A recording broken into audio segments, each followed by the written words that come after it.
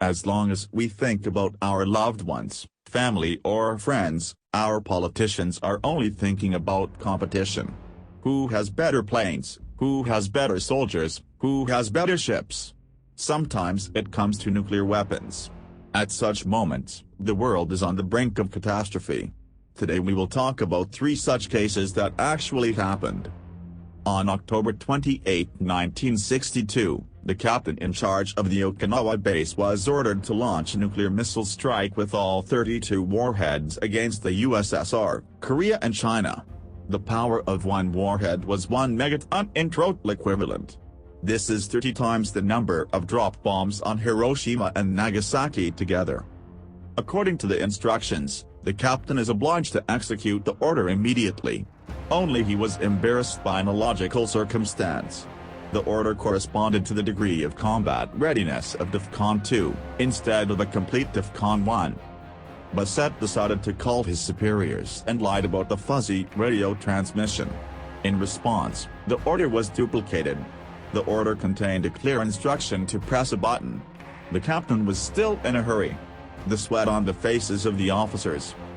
One of the majors could not withstand the nervous tension and ran to the button. Bassett ordered 2 soldiers to shoot the officer if he pressed the button without orders.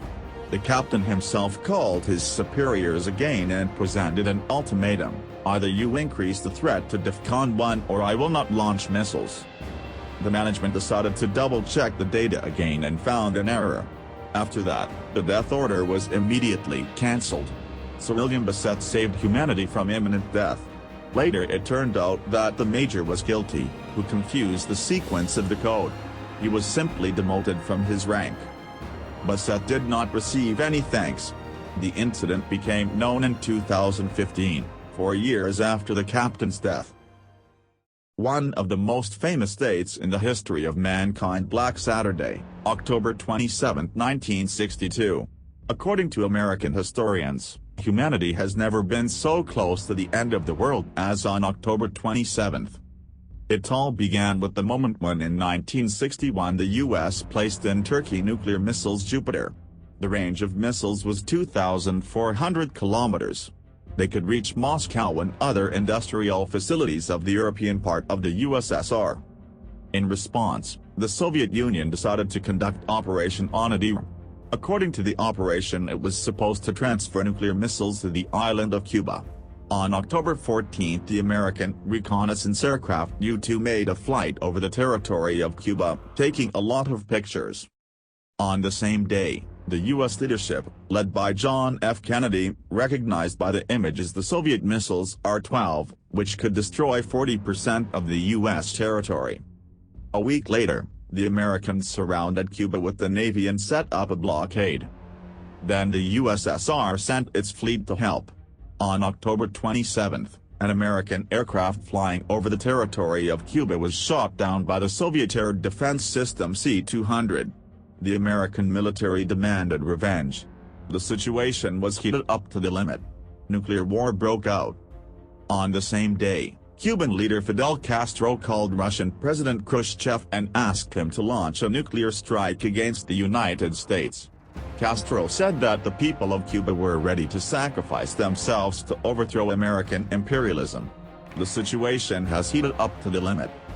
And then the U.S. military also discovered the Soviet submarine B-59, which patrolled near the Cuban islands. U.S. warships started dropping light depth bombs, making it clear that the USSR submarine should surface. From an explosion wave, the temperature inside the Soviet boat began to rise. Thus the crew of a boat has been deprived of communication with the outside world. Communication has been damaged. Submariners could only guess what was happening upstairs. The B-59 had 1 nuclear torpedo. The power of the torpedo was equal to the Hiroshima bomb. According to the USSR regulations, 3 commanders had to agree to launch a nuclear torpedo. 2 of them decided to blow up the American fleet. Only the third one stubbornly refused. It was a Russian officer, Vasily Arkhipov.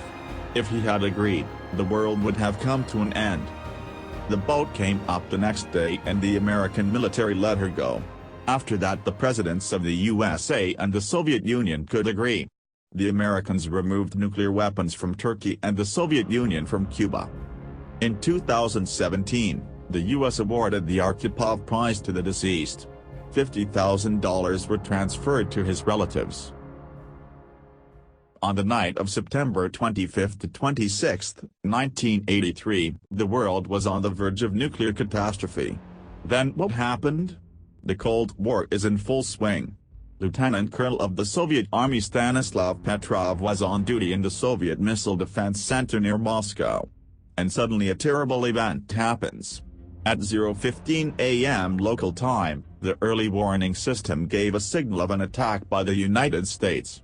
Satellites, watching the bases on the enemy's territory, spotted the outbreaks of operating engines of intercontinental ballistic missiles. The automatic showed a missile with thermonuclear charges heading towards the Soviet Union. Officer Petrov had only a few minutes left to assess the situation. "We had to act immediately."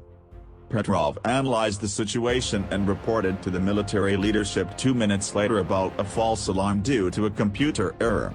While he was on the phone, a loud siren roared again. The system reported a second missile launched, followed some time later by a third, fourth, fifth alarm. But Petrov's instincts suggested that something was wrong.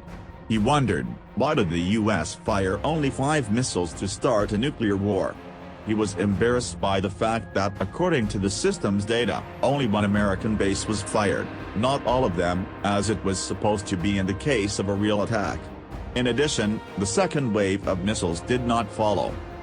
In this regard, the officer suspected something wrong. However, too much was at stake. The problem was that after the launch of nuclear missiles, they could not be withdrawn, so the right to make a mistake was not allowed. As a result, Petrov was right. There was a failure of the warning system, which was caused by the coincidence of several conditions. One of the reasons for this was the sunlight reflected from altitude clouds. After this incident, the space system was corrected to exclude the possibility of such an error. This incident, which nearly took the lives of millions, if not billions, of people, was classified for years to come. It was only in 1998 that it was declassified. Later Petrov said that he should not have been replaced that day. He simply replaced someone else. If there had been another person in his place, it would have been unknown what the outcome would have been. In 2006, he received an invitation to New York, where Petrov was awarded a special prize by the Association of World Citizens. And in 2016, Petrov received the Dresden Prize for the Prevention of Armed Conflict. The prize was accompanied by €25,000. In 2014, a documentary film entitled The Man Who Saved the World was made about Stanislav Petrov in Denmark.